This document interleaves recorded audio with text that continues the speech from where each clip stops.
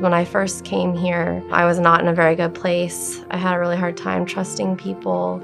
I had birth trauma, and when you have any kind of trauma, you're kind of in shock. And then like as the days go by, it starts to sink in and you experience a lot of different emotions. I had a lot of anger, anxiety, I was having nightmares. I just knew something wasn't right. And it wasn't till a couple months later when I was talking to my friends about how I was still feeling that they were like, "Elizabeth, I think you have birth trauma." I just felt like the worst person ever. Like I just felt like such a failure.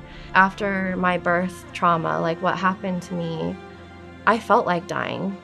I don't know who I am anymore. I have nothing to offer the world anymore. I just felt completely worthless. So I was living in South Korea, and luckily one of my friends had gone to counseling there, and she really highly recommended her counselor to me. So I went to him. He helped me more dealing with like things that I was struggling with, like my anxiety. Working with him, I realized talk therapy is helpful for me, but I needed more. The reason that I came to the Refuge wasn't just because of that personal recommendation, but was also because of the sliding scale, because I came here with one big suitcase and two small suitcases, and that was it. I left everything behind me in Korea when I came here. The sliding scale was a lifesaver to me because I would have never been able to afford getting the help that I so desperately needed. I just told her how I really wanted to get started with EMDR right away. And she's like, yeah, let's do it. EMDR was a lot more emotional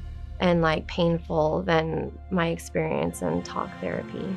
I would say it was a necessary pain. It was a necessary struggle. I was able to really get in and process those memories and those negative thoughts that I had about myself from little on.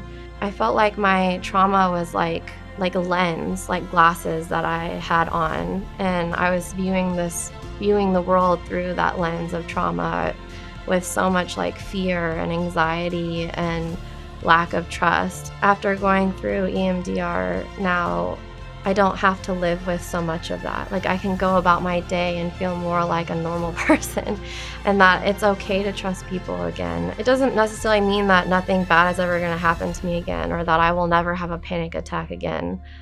I feel like I'm strong enough to face that now, and so that's so empowering.